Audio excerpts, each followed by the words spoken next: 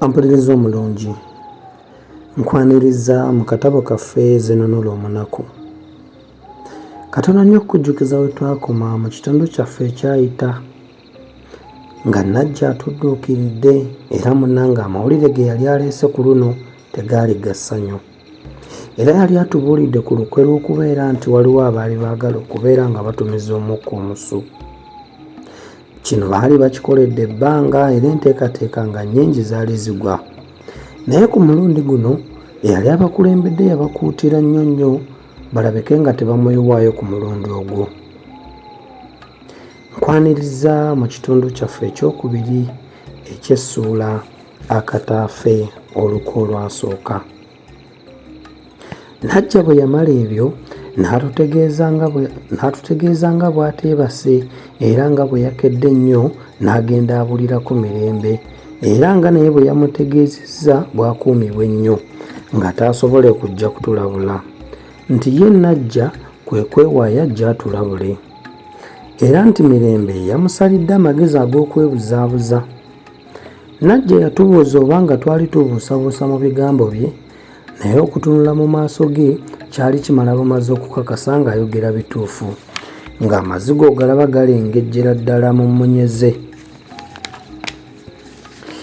Bwe twamala okumukakasa nti ayogedde mazima, n'agamba nti Mirembe atwegayiridde nnyo tuleme kusula mu nju yaffe, nti tetunaayiriza mu kabi kano era nti bwe tuva ku bibye tugende ku wangatto. Nti era yatya nnyo n'alowooza nti oluyombo lwe ne kagulu ka nkwale lwandibanga lwe luzadde ebyo byonna. Nze ne muddamu nti omugamba nti ekikye kyasangiriza ku lukulu anti ggambo bbi lwo ne bwe lutandibaddewo kalunsambulira yali yakoleera dda ng'alindirira mpewo okutumbuuka. Najja n'amaliriza ebibye nti era Mirembe yabasabye mumukakase nga temujja kusula mu nju omwo. Nze nali omwangu ne musaba amutegeeze nga bwe tutajja kumusuubiza nti tetuusulemu, naye era nga bwe twali tetujja kweteeka mu kabi konna. Najja n'assa ekikkoowe ng'omuntu abadde yeetisse eggugu eddene n'atusiibula, okutemya n'okuzibula ng'ebitooke byamumize dda. Najja bwe yagenda era nga tumaze akabanga nga twewunise, Meeya n'atubuuza kye tuteese okukola. Nze ne mmunnyonnyola nga bwe tuteekwa okusula mu nju omwo.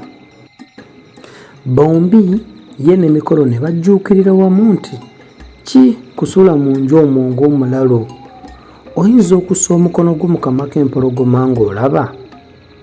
Ne mbannyonnyola nti bwe katutanda ne tumala tusula mu nju endala bajja kutukettayo batulumbeyo, ate nti tujja kuba tutwalidde ab'omu nju eyo olwa Nabbamba, era olw'omukisa omubi nga kyangu okuwuba ffe ne bafumita omuntu omulala.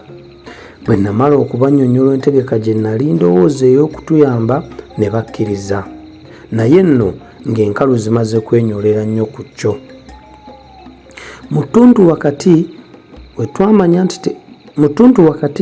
twamanya nti abantu tebatera kutambulirawo, we twasombera emitetema ne tugibugiriza akayu kaffe konna munda. Awaali obuliri bwaffe twebunguluzaawo ebbugirizo ly'emitetema emigigi 3, ne tuwoola ku ttaka obuliri bwaffe bubeereko wansinsi, omwo nno mwe tuba tweyalira.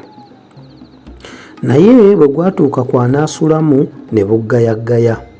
Mikolo nga yayagala asulemu, nze nsuze ba Meeya kubanga omukulu nnyinimu Kirimuttu yali amaze ennaku nga taliiwo. Ye Mikolo nga yabasuza. Ne tukaayana nnyo ku kino nga nze muli munda saagala musajja w'abandi afa erumbe luno lukwatire. Nga nze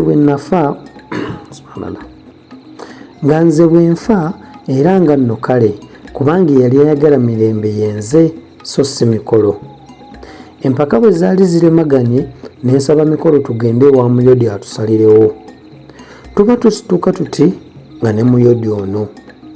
Mikolo bwe yamala okumunnyonnyola nange ne mmunnyonnyola nga bwe twali tubasuza mu mpalo nti oluwalo olwange lwali luwedde nga Mikolo yali mu luwalo. Nti nno nze nti nno nze bwe nzikiriza mikolo okujja okusula mu nju yaffe nze nsula eri n'amala abaako akabi ng'ate oluwalo terubadde lulwe, abalikiwulira bonna bagenda kunsekerera banyoome nnyo nti yassa munne. Era ne nnyongera kino nti mikolo sijja kumugulamu byayanga kubanga mmanyi nti nga bamusse olunaavumbula ensobi yaabwe ng'amaanyi gaabwe gonna bamalira ku nze, ate sirowooza nga n'embooga eneebuguma nga tebannankwasa. Anti nammwe mumanyi nti ekibadde kikyabalwisa ffe kuba babiri. Munnange mikolo kasita anaavaawo n'obudde tebuliziba nga tebannankuba ku ssekalootera. Olwo abantu nga boogera ku linnya lyange nti kalyuse ne kafa kassa nnyo munne waako, ng'ate n'emirembe bamutwalirako olw'okwagala akaziribongo. Ne mmaliriza nga mbasaba oba nfa nfe bw'omu, nti bwe balimanya nga nfudde mpozzi baliweerera ne bawa mikolo akaaganya okuwoolera eggwanga. Bino nno byonna nabyogeza luggumugumu era mikolo byamunyiikaaza nnyo, ate mmeeya nga nawe bw'omanyi omukazi ye yaddamu kukaaba bukaabi. Nga mmaze okunnyonnyola ntyo, Muyodi n'akkirizisa mikolo andeke nsule mu kayu kaffe. Ekyo ekiro munnange nno kyakaawa. Nze nalyako ekitole kimu, mikolo simanyi 3 oba 4 ye yatusinga obugumu. Mmeeya teyalya era n'abalala bwe batyo baali ekitole kimu ku 2. Bwe twamala okulya, bannaffe be twali tulagaanyizza okujja okunyumyamu ne batuuka ne tufumaafumamu, naye nga n'enfumo tezitereera, era waayitawo akaseera katono ne twabuka. Bwe twali tuwerekera abagenyi, mmeeya eyandi ku lusegere n'ambuuza nti ekyemuludde engulu wali mu lusuku okirabye? Ko nze nkirabye, so nno nali ndowooza nga nze nkirabye nzekka. Ye kwe kuwa ekirowoozo tukome nga tetunnatuuka we twakirengerera. Nga nkomyewo nnyingira, mikolo ne mmeeya ne bansiibula ne bagenda mu nju yaabwe.